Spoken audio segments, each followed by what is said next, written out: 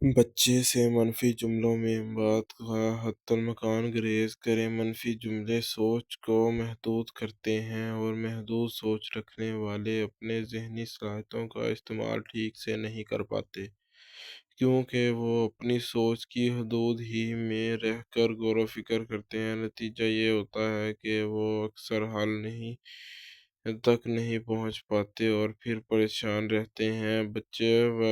بچے کے بارے میں مثبت اور تعمیری گفتگو کرنے سے ان کی اندر تعمیری سوچ مزاج پروان چڑھتے ہیں۔ یوں وہ مسائل کے حل تلاش کرنے کے قابل ہوگا۔ بچے کی دماغی صحت موضوع غذائیں کھلائیں۔ جدید تحقیقات سے یہ بات ثابت ہو چکی ہے کہ ہم جو غذائیں روزمرہ زندگی میں کھاتے ہیں وہ ہمارے جسم کے ساتھ ہمارے دماغ پر بھی اثر انداز ہوتی ہیں۔ مثال کے طور پر امریکہ کے معروف ایمن کلینک میں 25 لاکھ افراد کے سکین یہ بات سامنے آ چکی ہے۔ جو لوگ شکر کا استعمال زیادہ کرتے ہیں وہ کم ذہن ہوتے ہیں۔ ایسے ہی حیاتیاتی معدنیات سے موزوں غذائیں بچے کی سوچ کو جلا بخشتی ہیں۔ دماغی صحت کا براہ راست تعلق انسان کی عقل و فہم سے ہے، لہذا بہت ضروری ہے کہ آپ اپنے بچے کو جو غذائیں دیں وہ آپ کو معلوم ہو کہ وہ آپ کے دماغ پر کیا اثرات مرتب کریں گی۔ اگر اس کے بارے میں آپ کو معلوم نہیں تو معلومات حاصل کرنے کا آسان طریقہ یہ ہے کہ یہ سوال گوگل کریں اور پھر بازار سے اس موضوع پر جو کتابیں دستیاب ہیں وہ خریدیں اور پڑھیں۔ اردو میں اس موضوع پر کئی کتابیں آپ کو مل جائیں گی۔ آپ آسان نکتہ یہ سمجھ لیجئے کہ تازہ پھل اور سبزیاں دماغی صحت کو زیادہ بہتر کرتی ہیں، جبکہ بازاری کھانے خاص طور پر جنک فوڈ دماغ کو منجمد کر دیتے ہیں۔ 17 بچے کی کافی نیند کو یقینی بنائیں، کیونکہ نیند کی کمی براہ راست انسانی ذہن کی صلاحیتوں کو کمزور کرتی ہے۔ طلباء و طالبات کے سینکڑوں مطالعات سے یہ پتہ چلا ہے کہ جن بچوں کی رات کی نیند کم رہتی ہے، امتحان میں اس کا گریڈ بھی کم ہوتا ہے۔ اگر بچہ کئی ہفتوں سے اپنی نیند نہیں پوری کر پا رہا ہے تو اس کے ساتھ بہت زیادہ ذہنی اور جسمانی مسائل پیدا ہو سکتے ہیں۔ بچے کو صبر و تحمل سکھائیے، یہ انسانی زندگی کا کامیاب لوگوں کی بڑی خوبی ہے، لیکن موجودہ دور میں یہ خوبی بہت تیزی سے کم ہوتی جا رہی ہے۔ اس میں ایک بڑا عامل تیز رفتار ٹیکنالوجی ہے، جسے ہم soft mobile apps download کر لیتے ہیں، ایسے ہی چاہتے ہیں کہ زندگی ہر کام ہو جائے، لیکن قوانین کی فطرت تو ہر شے کی تکمیل کے لیے مخصوص کام کا درکار ہوتا ہے، اور جب کام قوانین فطرت کے خلاف لیکن قوانین فطرت کے تحت تو ہر شے کی تکمیل کے لیے مخصوص درکار ہوتا ہے، اور جب ہم قوانین فطرت کے خلاف چلتے ہیں تو ہماری زندگی کے اندر بے چینی پیدا ہو جاتی ہے، اور بے چینی اضطراب سے بڑھ کر مایوسی تک پہنچ جاتی ہے۔ 21ویں صدی کی تیز رفتار میں شدید مقابلے کا دور اور صبر و تحمل کی اہمیت سے یہ بات بہت واضح ہو گئی ہے۔ بچے کو سخت محنت کا عادی بنائیں۔ اگر آپ ہر چھوٹی موٹی کوشش پر اس کی مسلسل حوصلہ افزائی کر رہے ہیں تو اس بات کا خطرہ ہوگا کہ وہ معمولی ہی کوشش کو کچھ سمجھ لے اور مزید کوشش کرنے کی جرات ہی چھوڑ دے۔ معمولی کوشش کی حوصلہ افزائی ابتدا ہی میں بہت مفید ہوتی ہے، لیکن آہستہ آہستہ یہ مزید کوشش اور سخت محنت کا عادی بنائیں۔ بچے کو 3 برس کی عمر کے بعد آہستہ بار بار کوشش کرنے کی طرف راغب کیجئے۔ اسے بتائیے کہ بار کی کوشش ہے کہ سے کوئی نتیجہ برآمد ہو سکتا ہے۔ آپ اسے اس سلسلے میں تیمور کی چونٹی کا قصہ سنائیں، یا تھامس ایڈیسن کے بلب کی ایجاد کے دوران 10,000 کوششوں کی مثال دیں، اور دوسری بہت سی مثالوں سے سکھا اور سمجھا سکتے ہیں۔ بچے میں نمو آور مزاج اور گروتھ بیہیویئر کے نمو آور مزاج کے بارے میں دیے گئے مشوروں پر عمل کر کے آپ اپنے بچوں میں نمو آور مزاج کی تشکیل کر سکتے ہیں۔ بچے کے ناز نخرے اٹھانے سے پرہیز کریں۔ اگر آپ واقعی اپنے بچے کو کامیاب دیکھنا چاہتے ہیں تو اس کے اندر خود کو آگے بڑھنے کی جرات پیدا ہونی چاہیے۔ ایک ذمہ دار انسان ایک کامیاب انسان بن سکتا ہے۔ کامیاب انسان وہی ہے جو اپنے کاموں اور ذمہ داریوں کو پورا ہونے اور ذمہ داری اٹھا سکے اور اسے ہر حالت میں بجا لائے۔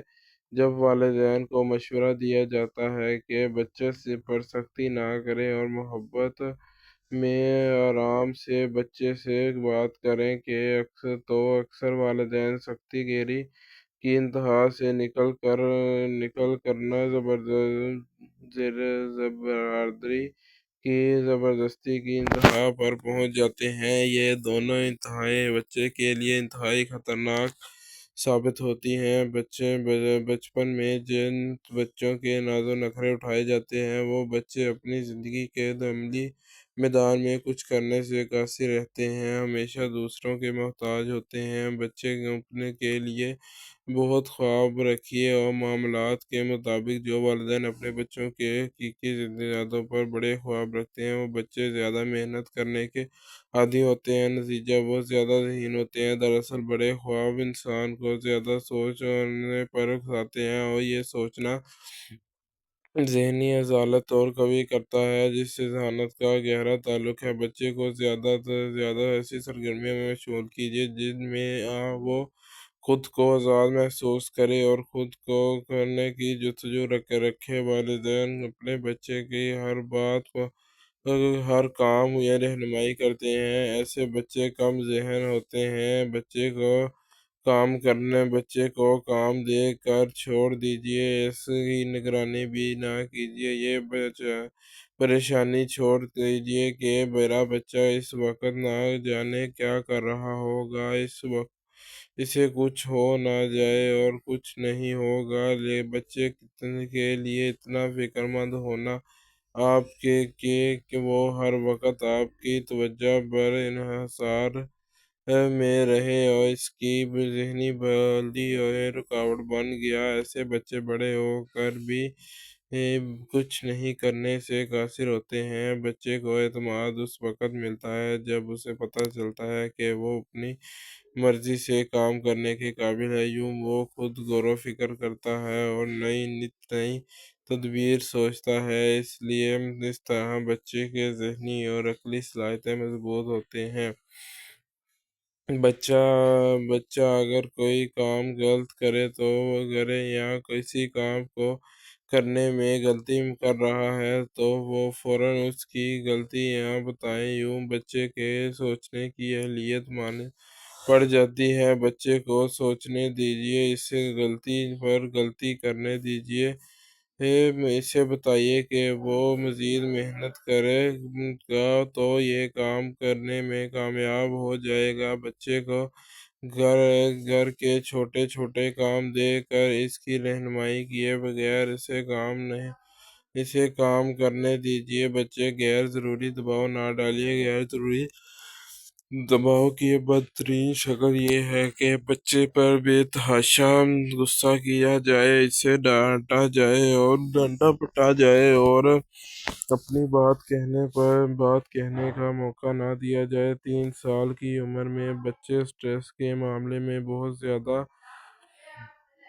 حساس ہو جاتے ہیں۔ جن بچوں کو بچپن ہی سے ذہنی دباؤ کا سامنا کرنا پڑتا ہے وہ آگے چل کر زیادہ مضطرب پریشان خیال ہو جاتے ہیں بلکہ اعصابی مریض بن جاتے ہیں۔ اس کے برخلاف خوشگوار اور پرمسرت ماحول میں رہنے والے بچے کہیں زیادہ ذہین اور تخلیقاتی ذہن ہوتے ہیں۔ اس ضمن میں مشورہ یہ بھی ہے کہ اگر آپ خود کو کسی وجہ سے کسی کا دباؤ کا شکار ہیں تو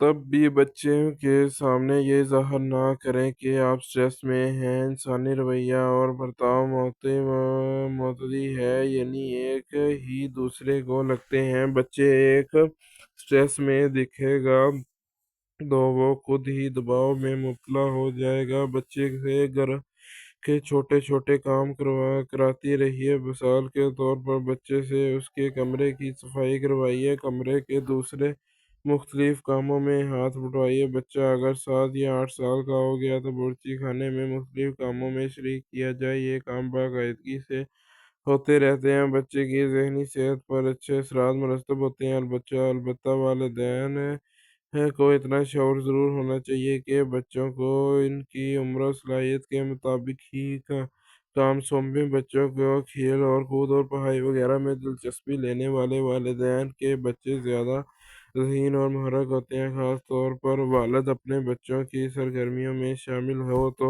بچے زیادہ منظم اور متحرک ہوتے ہیں۔ ایسے بچوں میں نفسیاتی اور جسمانی عوامل کے علاوہ سماجی معاشرتی مسائل بھی نہایت کم جنم لیتے ہیں۔ نیز یہ بچے زندگی میں اہم فیصلوں کے موقع پر بہتر اور پراعتماد فیصلے کرنے کے قابل ہوتے ہیں۔ مثال کے طور پر کیریئر کا انتخاب، شادی کے لیے تقریب و حیات، شریک حیات کا تعین کرنا وغیرہ۔ بچے کے جذباتی اظہار کی حوصلہ افزائی کیجیے، اسے بتائیے کہ وہ اپنے جذبات و احساسات پر وقتاً فوقتاً غور کرتا رہے، دوسروں کی جذباتی کیفیات سے بھی آگاہ ہو۔ یہ مہارت جذباتی ذہانت کہلاتی ہے۔ بچے کی کامیابی میں اس بات کا کردار بہت اہم ہے۔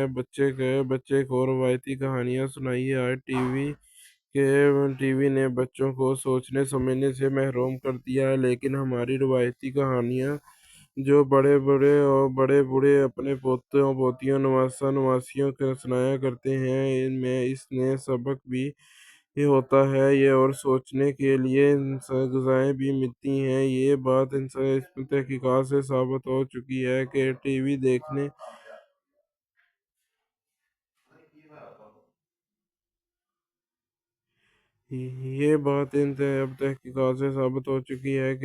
دیکھنے سے تخلیقاتی صلاحیت کم ہوتی ہے۔ اس کے مقابلے میں بچے روزانہ یا کم از کم ہفتے میں ایک بار اپنے ساتھ بیٹھیں اور روایتی کہانیاں سنائیں اور اس کی تخلیقاتی فہمی قابلیت میں اضافہ ہوگا۔ بچے کے عمر میں اسے ریاضی سکھائیں، ہو سکتا ہے آپ کو اس کی حیرت ہے، آپ اس پر حیرت کا اظہار کریں۔ بچے کی ذہانت کا ریاضی کے مضمون سے کیا تعلق ہے؟ لیکن آپ یقین کریں کہ بہت گہرا تعلق ہے۔ ریاضی جس انداز سے انسانی ذہن کی گہرائی کھلتی ہے وہ شاید ہی کوئی اور مضمون کر سکتا ہے۔ اپنے بچے کو ایسے کھلونے لا کر دیجئے، اس کے ریاضی کے حساب دانی کی اہلیت بڑھے۔ رفتہ رفتہ ایسی کتابیں معاملے لا کر دیجئے جن سے جنہیں پڑھنے اور حل کرنے سے اس کی ریاضی کی مہارت میں اضافہ ہو۔ آپ کو جلد ہی اندازہ ہوگا کہ بچہ یوں دیگر مضامین کے مقابلے میں کتنا ذہین اور منفرد ہے۔ انشاءاللہ ہم نیکسٹ ویڈیو میں بات کریں گے پریشان رہنے کی عادات۔